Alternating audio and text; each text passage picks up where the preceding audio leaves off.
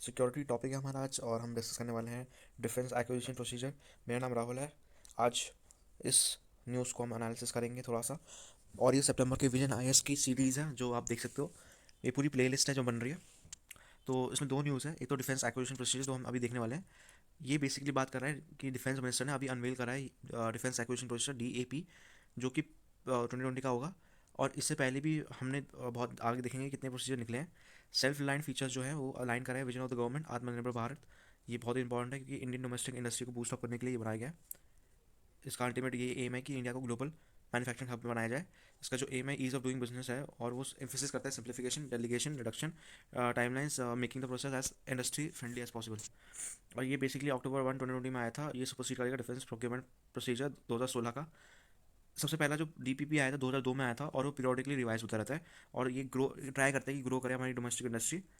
Last year अगस्त 2019 में defence ministry ने एक कमेटी कॉन्स्टिट्यूट करी थी जो अपूर्वा चंद्रा के अंडर थी और फिर गया था डैफ 2020। डैफ इंश्योर करेगा timely acquisition of military equipment system और प्लेटफॉर्म जो रिक्वायर्ड होंगे। इसके अलावा केपेबिलिटीज़, क्वालिटी स्टैंडर्ड्स और ऑप्टिमम यूटिलाइजेशन जो बजटरी रिसोर्सेज का होगा। डैफ जो होगा वो कवर करेगा all the capital acquisition other than works, और जो लैंड होगा अंडरटेक होगा मिनिस्ट्री ऑफ डिफेंस के अंडर और सर्विस हेडक्वार्टर्स के अंदर, ठीक है, जो कि बहुत इंडिजीनियसली बिल्ड होंगे और इम्पोर्ट जो पहले कर रखे हैं उससे, एक्सेप्ट फॉर मेडिकल इक्विपमेंट। इसके की पॉइंट देख लेते हैं। जो ऑफसेट पॉलिसी रिवाइज है, जो गवर्नमेंट ने चेंज करी है 15 साल पहले पुरानी पॉलिसी, वो रिमूव कर दिया ऑफसेट लॉ या offset policy for inter government agreement. Government to government जो डिफेंस डील होती है वो सिंगल वेंडर कॉन्ट्रैक्ट से होगी और प्रोक्योरमेंट ऑफ आर्म्स और मिलिट्री प्लेटफॉर्म होगी वो आर्म फोर्सेस की होगी। जो ऑफसेट गाइडलाइंस है वो भी रिवाइज हुई हैं, जहाँ पे प्रेफरेंस जो दिया जाएगा वो कंप्लीट डिफेंस प्रोडक्ट्स को दिया जाएगा ओवर कंपोनेंट्स और जो भी वेरियस मल्टीप्लायर्स है, ठीक है। और इससे क्या होगा कि इंसेंटिवाइज कर रहे हैं चीज़ों का, ठीक है। Notify a list of weapons और platform for ban on import. तो यहाँ पे ये इंश्योर कराया कि जो इक्विपमेंट जो मेंशन है लिस्ट में वो इम्पोर्ट कम से कम करा जाए, ठीक है। इंडिजनाइजेशन होना चाहिए, मतलब घर से बनने चाहिए, मतलब इंडिया से बनने चाहिए ज़्यादा। और जो भी इंपोर्टेड चीज़ें मिल रही है उसका इंडिजनाइज होना चाहिए, ठीक है। जैसे मान लो हम कुछ ले रहे हैं बाहर की कंट्री से, हमारा यूएसए से बहुत होता है और रशिया से होता है, तो वहाँ के इंपोर्टेड गुड्स या स्टफ़ को अपना इंडिजनाइज करें। New category for of buy ये है ग्लोबल मैन्युफैक्चरिंग इन इंडिया, ये इनकॉपरेट करा है with lines of new FDI policy. इससे क्या होगा, इंक्रेज करेगा फॉरेन ओरिजिनल इक्विपमेंट मैन्युफैक्चर जो सेटअप करेगा मैन्युफैक्चरिंग और मेंटेनेंस, जो कि एक सब्सिडी बनाएगा इंडिया में। वो इनेबल करेगा requisite protection to domestic industry. इसके अलावा हम देख लेते हैं ऑफसेट पॉलिसी क्या है, ठीक है। अंडर द ऑफसेट पॉलिसी जो फॉरेन डिफेंस की एंटिटीज़ होंगे उनको मैंडेट है कि वो स्पेंड करें at least 30% of the total contract value, ठीक है। अब ये कैसे होगा, थ्रू प्रोक्योरमेंट ऑफ कंपोनेंट और ट्रांसफर टेक्नोलॉजी होगी, सेटिंग अप ऑफ रिसर्च और डेवलपमेंट फैकल्टीज होगी, ठीक है। ये कंडीशन जो है कॉन्ट्रैक्ट्स की उसका जो वर्थ है वो 2000 करोड़ से ज़्यादा का नहीं होगा। इससे क्या होगा कि इसका मतलब ये है कि इंप्रूव नहीं करेंगे domestic defence manufacturing. Significance of the policy का मतलब ये है कि क्या इसकी इंपॉर्टेंस है, तो रिड्यूस डिपेंडेंस ऑन इंपोर्ट्स। ये इंपॉर्टेंट है कि हमारा जो इंपोर्ट है वो कम होगा, ठीक है। इंडिया एक ये है कि डिफेंस जो हमारा इंपोर्ट है उसे कम करा जाए, क्योंकि India one of the top defence hardware purchaser है जो कि बहुत ज़्यादा बिलियंस ऑफ डॉलर देता है हर साल। इससे क्या होगा कि हम डिपेंडेंस हमारे इंपोर्ट में कम होगा और हम ज़्यादा अपनी इकॉनमी फोकस कर सकते हैं, इससे हमारी इकॉनमी बूस्ट होगी, ठीक है। गवर्नमेंट का जो एम है वो है कि 1.75 लाख करोड़ का जो है डिफेंस मैन्युफैक्चरिंग में स्पेंड हो, ठीक है, जो कि हमारी इकॉनमी को बूस्ट अप करेगी, हमारी आर्म फोर्स की कैपेबिलिटीज़ को बढ़ाएगी। डैफ 2020 प्रोवाइड करेगा इंडिजिनाइज एंड फैसिलिटी टेक्नोलॉजी जो इन्फ्यूज होगी future capabilities of arm force. Define role for private sector, तो प्राइवेट इन्वेस्टमेंट भी इंपॉर्टेंट रहेगी, इसमें मेजर कॉन्ट्रीब्यूटर रहेगी, जो कि मेक इन इंडिया का इनिशिएटिव होगी। इससे क्या होगा, एक्सेलरेट होगा मैन्युफैक्चरिंग लेड इंडस्ट्रियल ग्रोथ और कैपिटल और टेक्नोलॉजी एडवांसमेंट होगी। रिसेंटली आप लोगों को बताइए कि अभी एफडीआई का ऑटोमेटिक रूट कर दिया 49% टू 74% इन डिफेंस कर दिया। तो रिक्वेस्ट फॉर इन्फॉर्मेशन यही है कि RFI जो स्टेज है वो एक्सप्लोर करेगा विलिंगनेस, और ये प्रोस्पेक्टिव बनेगा जितनी भी फॉरेन वेंडर्स के लिए, और ये प्रोग्रेस करेगा मैन्युफैक्चर और सेटअप करेगा इंडिजीनियस इकोसिस्टम, ठीक है। इसके अलावा रिजर्वेशन होगी कैटेगरीज में इंडियन वेंडर्स की। जो कैटेगरीज होगी वो बाय करेंगे Indian ITDM, make 1 make 2 production agency होगी जो डिज़ाइन और डेवलपमेंट में होगी, ऑर्डिनेंस फैक्ट्री बोर्ड में होगी, SP मॉडल पे होगी, वो एक्सक्लूसिवली रिजर्व होगी इंडियंस के लिए, ताकि वो क्राइटेरिया को मीट करे ओनरशिप का, और कंट्रोल इंडियन सिटीजन के हाथ में हो, with FDI not more than 49%, ठीक है। ये इंपॉर्टेंट है। अदर प्रपोज मेजर्स में क्या है कि इंक्लूड करेगा making sales after support part of capital acquisition contract, ठीक है। उसका हायर रहेगा इंडिजीनियस कंटेंट एक्विजिशन में, और इंसेंटिव देगा लोकल मटेरियल को, लोकल सॉफ्टवेयर को, और एम्फेसिस करेगा प्रोडक्ट एक्सपोर्ट अंडर ऑफसेट की, प्रोडक्ट को एक्सपोर्ट करें, भेजें बाहर की कंट्रीज में, ठीक है। For time bond defence procurement process faster decision making and ease of doing business. तो इससे क्या होगा, ईज ऑफ डूइंग बिजनेस बहुत ही ज़्यादा बढ़ेगा, ठीक है। Setting up of project management unit, ये इंपॉर्टेंट चीज़ है कि यहाँ पे एक बनेगा जो कि है आपके स्क्रीन पे ये दिख रहा होगा आपको कि प्रोजेक्ट मैनेजमेंट यूनिट बनेगा। ठीक है, इसमें क्या होगा कि फैसिलिटी देगा ताकि ऑब्टेन करे एडवाइजरी और कंसल्टेंटी सपोर्ट जो कि स्पेसिफिक सेक्टर में होगा। ठीक है, ये स्ट्रीमलाइन होगा एक्विजिशन प्रोसेस का और सपोर्ट करेगा कॉन्ट्रैक्ट मैनेजमेंट। ठीक है, सिंप्लीफिकेशन ऑफ ट्रायल प्रोसीजर डैफ ये एम्फेसाइज करेगा कि हमें कंडक्ट करने पड़ेंगे ट्रायल्स जो है उसका ऑब्जेक्टिव यही है कि हमें कंपटीशन बढ़ाना है जो कि किस प्रिंसिपल पे होगा, एक ट्रांसपेरेंसी फेयरनेस और equal opportunity to all, not as a process to elimination. ठीक है, एलिमिनेट नहीं करना हमें बट अपॉर्चुनिटी देंगे सबको। ठीक है, the policy also provide for single stage accord of acceptance of necessary in all cases up to 500 crore to avoid delay in approval of acquisition proposal। ठीक है, ये सिंगल स्टेज अकॉर्ड देगी, acceptance of necessary जो भी cases में 500 करोड़ देगी और avoid करेगी डिले जो कि होता रहता है, पर ये इसको ठीक करेगी। Leasing it has introduce a new category, इसमें न्यू कैटेगरी इंट्रोड्यूस कराई है जो एक्विजिशन की होगी और इसमें जो एडिशन है वो है कि एग्जिस्टिंग बाय और मेक कैटेगरीज को सब्सिट्यूट करा जाएगा हाई इनिशियल कैपिटल आउटले का और वो पीरियोडिकली रेंटर पेमेंट में होगा। ठीक है, ये यूजफुल होगा मिलिट्री इक्विपमेंट के लिए, not use in actual warfare like transport fleet trainers among others. ठीक है, तो मिलिट्री इक्विपमेंट में बहुत हेल्पफुल रहेगा ये। स्ट्रेटेजिक पार्टनरशिप मॉडल यही है कि एक्विजिशन जो होगा स्ट्रेटेजिक पार्टनर मॉडल का वो रेफर करेगा participation of private Indian firms along with the foreign OEM in make in India defence, और वो प्ले करेगा important role system integrator by building an extensive ecosystem comprising development partners, specialized vendors and suppliers जो कि particular होंगे उस MSME sector में, और strategic partnership दी जाएगा जो सीख करेगा enhance indigenous defence manufacturing capabilities जो कि होगा प्राइवेट सेक्टर और जितने भी अब एग्जिस्टिंग प्रोडक्शन बेस है उसमें। ठीक है, अब बढ़ रहे हैं next, piracy in the Indian Ocean region. अभी ये बहुत इंपॉर्टेंट न्यूज़ है क्योंकि ये सिक्योरिटी पॉइंट ऑफ व्यू से बहुत इंपॉर्टेंट है, क्योंकि अभी इंडिया ने हाल ही में क्या करा है, ज्वाइन करा है जिबोती कोड ऑफ कंडक्ट जो कि एक तरह से ऑब्जर्वर है। अब ये है क्या, इसको समझ लेते हैं। जो DCOC है वो इस्टेब्लिश हुआ था 2009 में। ठीक है, अंडर इंटरनेशनल मैरीटाइम ऑर्गेनाइजेशन। इसका एम यही था कि जो पायरेसी होती है, पायरेसी ये वाले वो नहीं है कि CD का पायरेसी, यहाँ पे पायरेसी का मतलब है जो पायरेट्स होते हैं जो घूमते रहते हैं और रॉबरी कर रहे हैं। ठीक है, कुछ मूवी में आपने देखा होगा जैसे पायरेट्स ऑफ द कैरिबियन, उसमें पायरेट्स घूमते रहते हैं, तो वहाँ पे रॉब करते हैं शिप को। और इस ज़्यादातर वेस्टर्न इंडियन ओशन रीजन में होता है, क्योंकि आप समझ सकते हो कि अफ्रीका में, हॉर्न ऑफ अफ्रीका के पास यहाँ बहुत ज़्यादा देखी गई है। सोमालियन पायरेट्स का नाम अगर आपने सुना होगा तो वो इस चीज़ के बारे में बात कर रहा है। गल्फ ऑफ एडन और रेड सी।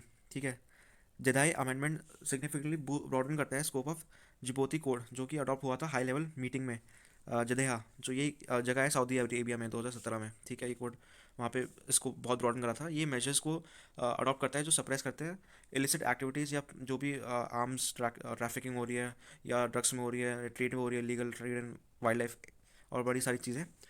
जो मेंबर है वो कोऑपरेट करती है इन्वेस्टिगेशन, अरेस्ट और प्रोसिक्यूशन जो कि सस्पेक्ट है इस क्राइम में जो कमिट कर रहा है। ठीक है, इंटरडिक्शन और सीज ऑफ सस्पेक्ट शिप्स भी इसमें एक है कि आप शिप को सीज कर सकते हो, रेस्क्यू भी कर सकते हो, और जो पायरेसी जिसका हो रखा है कि जो शिप कैप्चर हो रखी है वहाँ पे आप उनको सजा भी दे सकते हो। ठीक है, आर्म रॉबर्स को, पायरेट्स को। ठीक है, तो ये कंडक्ट करते हैं जॉइंट ऑपरेशंस।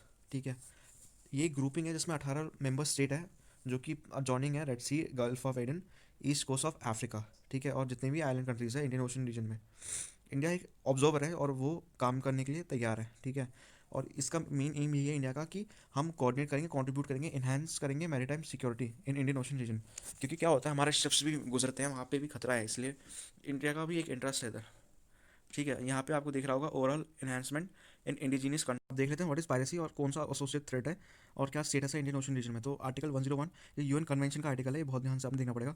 यूएन कन्वेंशन अलग है, इंडियन कॉन्स्टिट्यूशन अलग है। ठीक है, और ये लॉ ऑफ द सी पे है। पायरेसी को डिफाइन करा है कि कोई भी एक्ट जिसमें वायलेंस डिटेंशन हो हाई सीज पे किसी भी क्रू या पैसेंजर जो कि प्राइवेट शिप का हो या एयरक्राफ्ट का हो किसी दूसरे एयरक्राफ्ट पे, ठीक है, जो उसके जुडिशन में नहीं आता हो या किसी मतलब आउटसाइड द जुडिशन आ रहा हो। ठीक है, अब यहाँ पे क्या होता है कि यहाँ पे सी पे करा जाता है जो है, और ये पॉलिटिकल इंस्टेबिलिटी की वजह से होता है ज़्यादातर, या लॉ इन्फोर्समेंट होती है बहुत, ही पॉवर्टी बहुत ज़्यादा होती है। अफ्रीका आपको पता ही है पॉवर्टी बहुत ज़्यादा है, इसलिए। ठीक है, तो ये मेजर फैक्टर है जिसकी वजह से पायरेसी बढ़ती है। इशू उसका जो पायरेसी मैन्युफैक्चर्स है वो हाईजैकिंग के फॉर्म में होता है और फोकस करता है किडनैपिंग और रैंसम पेमेंट में। ये बहुत सारे थ्रेट्स भी जनरेट करता है, एक नेशनल थ्रेट करता है या रीजनल थ्रेट भी करता है। ठीक है, फॉर एग्जाम्पल जो अफ्रीका की मैरीटाइम रूट्स है, सी लेन्स ऑफ कम्युनिकेशन, वो इफेक्ट करता है इसकी वजह से। 90% ऑफ अफ्रीका इंपोर्ट और एक्सपोर्ट जो होता है सी की तरफ होता है। ठीक है, पायरेसी इंटेंटेड अटैक की वजह से जो शिप्स है यहाँ पे इन्वॉल्व नहीं होती है, और होती भी है तो बहुत ज़्यादा प्रिकॉशन लेके करती है। ठीक है, ज़्यादातर जो पायरेट्स होते हैं वो उन पर अटैक करते हैं जो बहुत बड़े टैंकर्स होते हैं, या बल्क कैरियर्स ठग्स होते हैं, ठीक है। इसके अलावा कमर्शियल शिप्स भी टारगेट होती है, फिशिंग वेसल भी टारगेट होती है। इसमें एग्जांपल दे रखा है कि कैसे नाइजीरिया में बहुत सारे अटैक्स हुए 2018 में, और ये पेट्रो पायरेसी से बोलते हैं एक तरह से। तो ये ज़्यादा टारगेट करते हैं रिच ऑयल और गैस फील्ड्स को। Piracy threat Indian Ocean region में भी है, 2008 से रिकग्नाइज करा गया है यूएनएससी के द्वारा, और वो काउंटर पायरेसी ऑपरेशन तब से कर रहे हैं।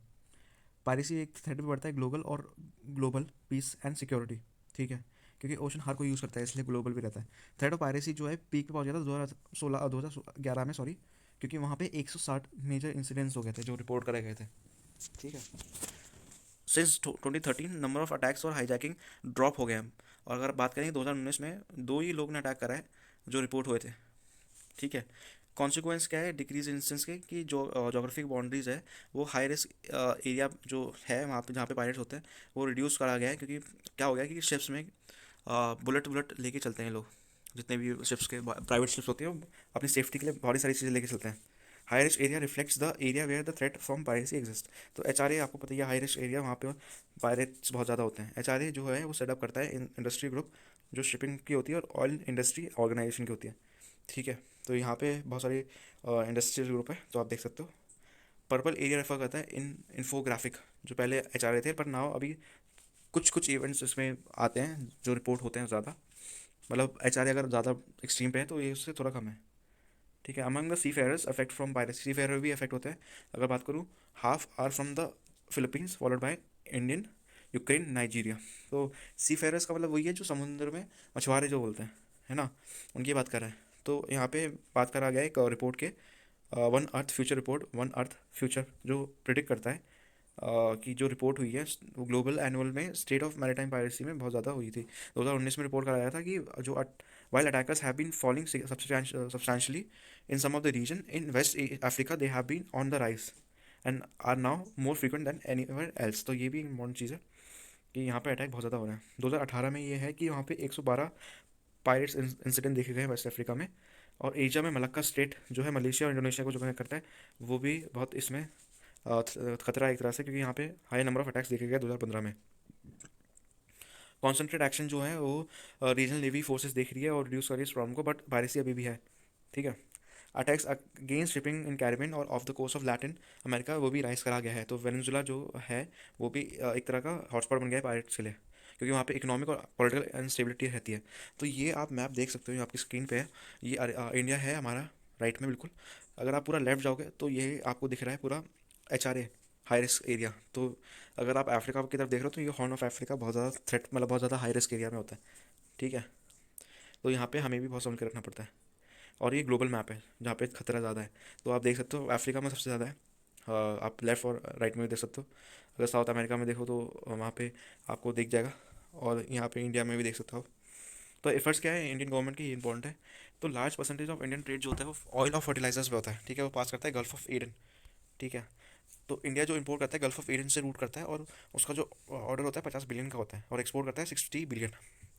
तो 50 और 60 बिलियन का इंपोर्ट और एक्सपोर्ट होता है। तो उसकी सेफ्टी भी बहुत ज़रूरी पड़ जाती है उस टाइम पे, इसलिए हमें बहुत ज़्यादा इसमें प्रिकॉशन लेने पड़ते हैं। तो ये नेशनल कंसर्न बन जाता है डायरेक्टली, जो इम्पैक्ट करता है इकॉनमी को, ठीक है। एस्कॉर्ट एंड प्रोटेक्शन, ये कुछ स्टेप्स लिए गए हैं गवर्नमेंट के द्वारा। इंडियन नेवी ने कमांड करा है एंटी पायरेसी पेट्रोल्स, जो गल्फ ऑफ एडन में होगी 2008 से। इंडियन नेवल शिप और कोस्ट गार्ड शिप जो है डिप्लॉयड होती है पायरेसी प्रोन एरियाज में, ठीक है, जो इंडियन कोस्ट के नियर है।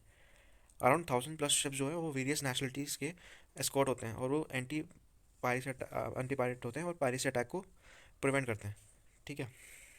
तो डायरेक्टर जनरल है शिपिंग का, उसने लॉन्च करा एक वेब बेस्ड रजिस्ट्रेशन सर्विस जो मर्चेंट शिप को रजिस्टर कर सकता है डीजी शिपिंग के, ताकि वो एस्कॉर्ट कर दें उनको, और यहाँ पे इंडियन नेवी उनको एस्कॉर्ट करेगी गल्फ ऑफ एडन तक, ठीक है। ग्लोबल कोऑर्डिनेशन ये इंपॉर्टेंट है कि ग्लोबल कोऑर्डिनेशन हमें चाहिए, क्योंकि हमने अभी देखा कि ये सिर्फ एक पर्टिकुलर कंट्री की प्रॉब्लम नहीं है, ग्लोबल प्रॉब्लम है इसलिए, ठीक है। और 2008 के बाद तो ये हाईलाइट में आई गई थी। इंडिया एक एक्टिव पार्टिसिपेंट है मैकेनिज्म का, जो है shade awareness and deconfliction shade का, ठीक है, जो स्टैब्लिश करता है एक शेयरिंग ऑफ फैसिलिटीज इस्टेब्लिश करता है जो शेयर ऑफ इन्फॉर्मेशन पे होती है। इंडिया, जापान, चाइना, जितने भी बड़े नेशंस हैं उन्होंने अग्री करा है कि हम कोऑर्डिनेट करेंगे, पेट्रोल करेंगे, और इसको हम करेंगे, ठीक है। और मेजर जितना भी यूटिलाइजेशन हो सकता है वो करेंगे, specially in the internationally recommended transit corridor जो इस्टेब्लिश हुआ है सबके लिए, जितने भी मर्चेंट शिप्स के लिए। अब कौन से एफर्ट्स हैं जो इंटरनेशनल कम्युनिटीज़ ने ले रखे हैं काउंटर पायरेसी रीजन हमने अभी इंडिया का देख रखा है, और इंडिया के साथ साथ कौन कौन सी कंट्रीज ने करा है। अब ग्लोबली देखते हैं कि ग्लोबली क्या करा जा रहा है। तो contact group on piracy off the coast of Somalia, ये 2009 में स्टैब्लिश हुआ था, और एक वॉलंटरी एडहॉक इंटरनेशनल फोरम है। ये कोऑर्डिनेट करता है इंटरनेशनल एफर्ट्स को, फाइट करता है पायरेसी के अगेंस्ट, जहाँ पे सोमालिया में सबसे ज़्यादा जो पायरेट्स होते हैं। ओवर 60 नेशन और इंटरनेशनल ऑर्गेनाइजेशन पार्टिसिपेट करता है CGPCS, ठीक है। और मैरीटाइम सिक्योरिटी प्रोग्राम जो है वो यूरोपियन यूनियन फंडेड प्रोग्राम है, जो प्रमोट करता है सिक्योरिटी ईस्टर्न और सदर्न अफ्रीका में और इंडियन ओशन में, ठीक है। Under mess Indian ocean commission has establish mechanism. Indian ocean commission important है, पहले की क्लास में मैंने डिस्कस कर रखा है, तो वो आप चेकआउट कर लेना। और ये मैकेनिज्म सर्वेलेंस के लिए सेटअप करता है, कंट्रोल करता है वेस्टर्न इंडियन ओशन, और ये 2 रीजनल सेंटर्स के भी दिखता है, मैडागास्कर और सिजेल, ठीक है। मैरीटाइम क्राइम प्रोग्राम ये भी इंपॉर्टेंट है, यहाँ पे इंडियन ओशन टीम जो है UN office on drugs and crime UNODC, ये मैरीटाइम क्राइम प्रोग्राम को असिस्ट करता है जो इंडियन ओशन रीजन में है, और इन्हांस करता है और कोऑर्डिनेट करता है, ठीक है। इसका फोकस मेन है कि क्राइम क्रिमिनल जस्टिस होना चाहिए, कैपेसिटी बिल्डिंग होना चाहिए।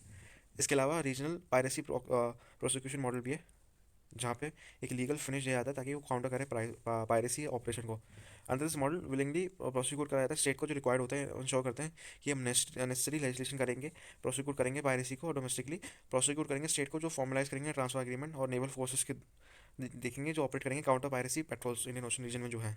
पायरेसी प्रिजनर वो होते हैं जो ट्रांसफर करते हैं प्रोग्राम को, ठीक है। पायरेसी प्रिजनर ट्रांसफर प्रोग्राम है जो फैसिलिटेट करता है ट्रांसफर ऑफ कंसेंटिंग पर्सन, ठीक है। ये कन्वर्ट करता है पायरेसी जो रीजनल स्टेट में और UNODC में हो, सपोर्ट करता है जो प्रिजनर्स हैं जो सोमालिया में है, जो जिनको सेंटेंस हुई उनको कन्वर्ट करता है। Activities beyond counter piracy support, ये भी इंपॉर्टेंट है, MCP जो है। और जो इंडियन ओशन प्रोग्राम कंटिन्यू करता है इसको रीजनल स्टेट को, कि इन्हांस करता है कैपेसिटी उनको कि कॉम्बैट करें जितने भी रेंज ऑफ मैरीटाइम क्राइम्स हो रहे हैं, ड्रग ट्रैफिकिंग हो रहा है। अदर इंपॉर्टेंट रीजनल एफर्ट्स क्या है कि अफ्रीकन यूनियन लोम चार्टर में ये बोला गया है कि हम मैरीटाइम सिक्योरिटी सेफ्टी और डेवलपमेंट ऑफ अफ्रीका के बारे में बात कर रहे हैं, जिसको बोला जाता है लोम एग्रीमेंट। बहुत इंपॉर्टेंट है, ये साइन होता है 2016 में। ये हेड करता है स्टेट को और जो भी गवर्नमेंट है अफ्रीकन यूनियन की मेंबर स्टेट्स की। और ये एक कोड ऑफ कॉन्डक्ट है, वायुंडो, ठीक है, प्रोनाउंसिएशन गलत हो सकती है इसकी। The government document brings together signatory nation from West and Central Africa with an intention to cooperate to the fullest possible extent in the repression of transnational organized crime in the maritime domain। वही है कि signatory करा है western और central Africa ने, organise क्यों करा है, क्योंकि हमें सप्रेस करना है या कम करना है जितने भी ट्रांसनेशनल ऑर्गेनाइज क्राइम हो रहे हैं, ठीक है। एड्रेसिंग द रूट कॉज, यहाँ पे आप देख सकते हो आगे क्या बोला जा रहा है कि रिसेंटली जो पास में चीज़ें हुई हैं वो बहुत नोटेबल सक्सेस है, जैसे हमने देखा कि कितना काम हो चुका है in countering piracy efforts in Indian Ocean region. पर जो रूट कॉज है वो अभी स्टिल रहती है। अफ्रीका में पॉवर्टी बहुत ज़्यादा है, लैक ऑफ एम्प्लॉयमेंट बहुत है, तभी जितने भी सोमालिया के पायरेट्स हैं तभी आते हैं क्योंकि इनके पास जॉब नहीं है। तो मेजर इशू यही है, वहाँ पे गवर्नमेंट को ध्यान रखना पड़ेगा अपने लोगों का, ठीक है। लॉन्ग टर्म सक्सेस तभी हो पाएगी जब वहाँ पे स्टेबल और यूनिफाइड सोमालियन स्टेट हो। अब ये कैसे अचीव होगा, ये अचीव होगा जब कोहेरेंट रीजनल एफर्ट्स होंगे कि हम स्मगलिंग जो होती है वो तो पैसा ऑब्वियसली लाएगी, बट ये इसको और बढ़ाएगी, तो हमें उसको ख़त्म करना पड़ेगा। Capacity building of Somalian navy, ये भी इंपॉर्टेंट है कि यहाँ पे जो डिपेंडेंसी है फॉरेन नेवीज पे और इंटरनेशनल सपोर्ट में वो डिक्रीज़ हो रहा है, ठीक है। कॉम्प्रिहेंसिव काउंटर पायरेसी एफर्ट्स भी हमें देखने पड़ेंगे जो पायरेट ग्रुप पे होना चाहिए, और हमें रूट कॉज भी एड्रेस करनी पड़ेगी, ठीक है। इसके अलावा learning from Puntland state of Somalia, ये बहुत इंपॉर्टेंट एग्जाम्पल है। पुंटलैंड जो है सक्सेसफुली फाइट करा है पायरेसी अटैक्स को सिंस 2008। ये पहले सेंटर था बट फेडरल स्टेट ने प्रोएक्टिव मेजर लिए, जैसे इस्टेब्लिश करा मैरीटाइम पुलिस फोर्स, इसी वजह से वहाँ पे ख़त्म हुआ। तो ये था पूरा सिक्योरिटी का लेक्चर मेरे द्वारा।